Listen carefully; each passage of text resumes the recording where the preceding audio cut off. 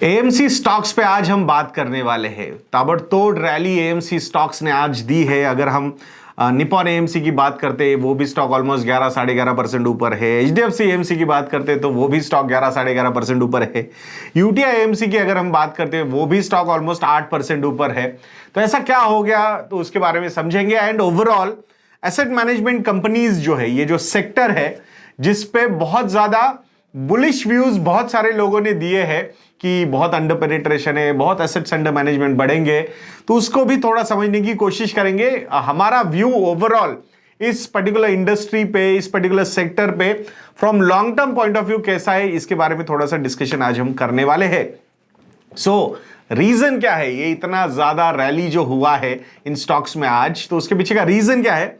तो सेबी ने एक एक्शन जो है उसको पोस्टपोन किया है और उस एक्शन को और सेबी के कुछ वर्ड्स को इतना ज्यादा मार्केट में स्पेसिफिकली ऑपरेटर्स और स्पेकुलेटर्स ने पॉजिटिवली लिया। Yes, I am consciously making this statement, speculators and operators, because normally news के बाद अगर ये चीजें होती है तो आई सीरियसली डाउट दैट कि बहुत ज्यादा लॉन्ग टर्म इन्वेस्टर्स उस न्यूज पे इन स्टॉक्स में आए होंगे।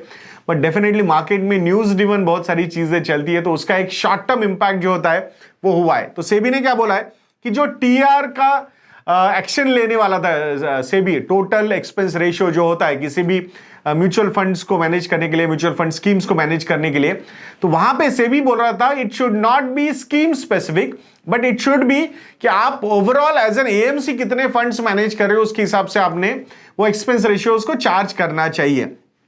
तो इसके ऊपर बहुत सारे रिएक्शंस आए मार्केट की, मतलब जो पार्टिसिपेंट्स है जैसे कि एएमसी कंपनीज, उन्होंने बोला कि नहीं this will not be right. Distribution community ने बोला कि no this will not be right. और एक तो एनालिसिस मैंने ये भी देखा या फिर उस पर रिएक्शन कि अगर ऐसा सेबी एक्शन लेगा एक्सपेंस रेशियो कम करने पे, टीआर कम करने पे, तो शायद इन्वेस्टर्स दूसरे प्रोडक्ट्स की तरफ जा सकते हैं। तो मतलब आई फेल टू अंडरस्टैंड कि भाई अगर एक्सपेंस रेशियोज रैशनल होंगे तो इन्वेस्टर्स दूसरी तरफ क्यों जाएंगे? वो तो और ज्यादा अट्रैक्टिव नहीं होगा वो पर्टिकुलर प्रोडक्ट। क्या वो प्रोडक्ट सिर्फ और सिर्फ कमीशन के लिए ही बेचा गया है क्या? तो मुझे ऐसा लगता है कहीं ना कहीं AMC as an AMC industry, मुझे लगता है पोटेंशियल को अंडर एस्टिमेट करने जैसा हो गया वो। तो अब ये और सेबी ने ये बोला कि द न्यू कंसल्टेशन पेपर जो आएगा उसमें mutual fund industry will like that, ऐसा सेबी ने बोला। तो सबको लगा भाई मतलब इसका मतलब ये हो सकता है कि शायद टीआर पे सेबी की तरफ से एक्शन नहीं होगा। I seriously doubt that is going to happen. जो रैशनलाइजेशन होना है एक्सपेंस रेशियो का वो होके ही रहेगा। हो सकता है थोड़ा सा पोस्टपोन हुई है चीजें, and there is nothing wrong, भले ही वो पार्टिसिपेंट्स के पॉइंट ऑफ व्यू से हो या फिर इन्वेस्टर्स के पॉइंट ऑफ व्यू से हो या फिर जो अदर स्टेक होल्डर्स है उनके पॉइंट ऑफ व्यू से हो। मुझे लगता है कहीं ना कहीं ये रैशनलाइजेशन होना जरूरी भी है। इकोनॉमीज ऑफ स्केल अगर हम अचीव कर रहे हैं इस पर्टिकुलर इंडस्ट्री में तो then cost will get rationalise, that's the natural course of any sector, ये मुझे यहां पे लगता है। एंड अगर परफॉर्मेंस होगा तो definitely I think new investors will keep on coming और उस हिसाब से इनकम्स बढ़ते जाएंगे। But challenges in front of AMC business from growth perspective, मुझे ऐसा लगता है कि अभी जैसे 40-45 या 45 लाख करोड़ रुपीस की इंडस्ट्री है, I will not be surprise in next 5 years time this industry will be more than 100 lakh crore rupees. Yes, 100 lakh crore rupees, and at some point of time I seriously feel that even this industry will give a challenge to the bank deposits also. That is a natural course, यही हुआ है all over world. फिर वो हम develop markets, European markets या US markets की बात करेंगे। So this is a natural course which has happened and which will keep on happening all over world, जिस तरीके से जो पेनिट्रेशन है इस इंडस्ट्री में बढ़ता जाएगा। सो फिर प्रॉब्लम क्या है long term point of view से? प्रॉब्लम क्या है मुझे लगता है सो आज ये जो इंडस्ट्री 45 लाख करोड़ रुपीस के साथ कमा रही है, हो सकता है after 5 years even at 100 lakh crore rupees also the growth in earnings will not be double. So वो अर्निंग्स ग्रोथ जो होगी वो मुझे अभी भी अगर मुझे लगता है कि अगर 45 लाख करोड़ रुपीस के ऊपर जो भी ये इंडस्ट्री कमा रही है, 100 लाख करोड़ रुपीस के ऊपर शायद यहां से 15 या 20 या 25% वो नंबर ऊपर हो सकता है।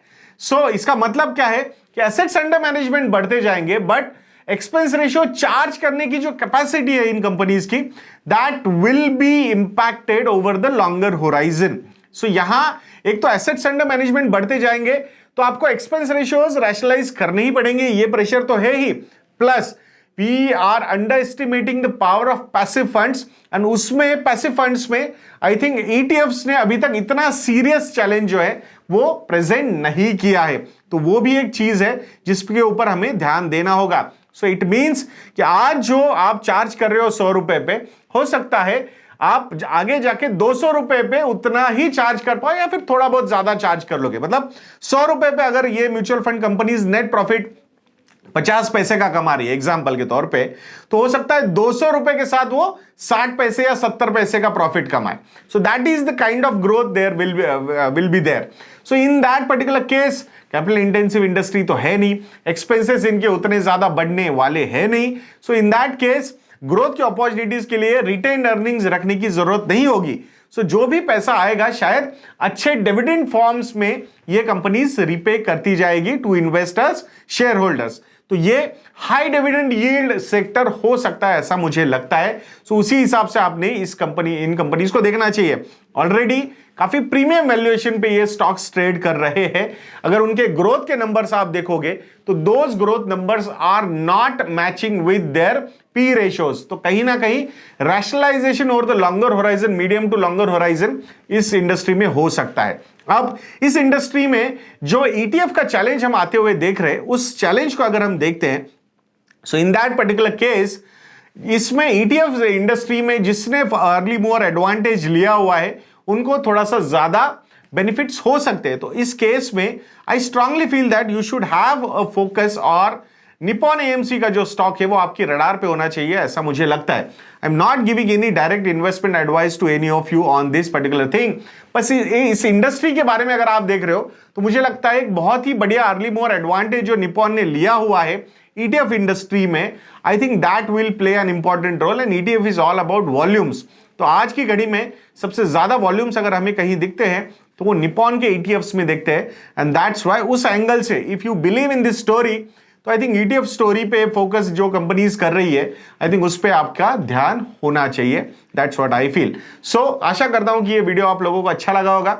एंड दोस्तों, मॉनसून सीजन इज ऑन, तो इन्वेस्ट.in को विजिट करके मॉनसून ये प्रोमो कोड अगर आप यूज करोगे तो आपको 55% का डिस्काउंट प्लस एक फ्री लर्निंग कोर्स हमने जो स्टॉक मार्केट पे बनाया है वो उसका भी एक्सेस मिल जाएगा।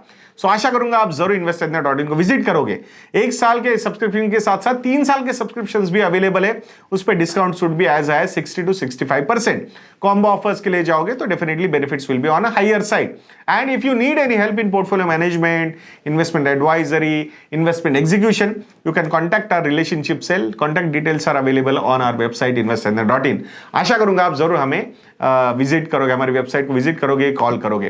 तो ऐसे वीडियोस के लिए चैनल पे बने रहिए, वीडियो को लाइक करना, शेयर करना और चैनल को सब्सक्राइब करना बिल्कुल मत भूलना। नेक्स्ट वीडियो में मिलते हैं। जय हिंद।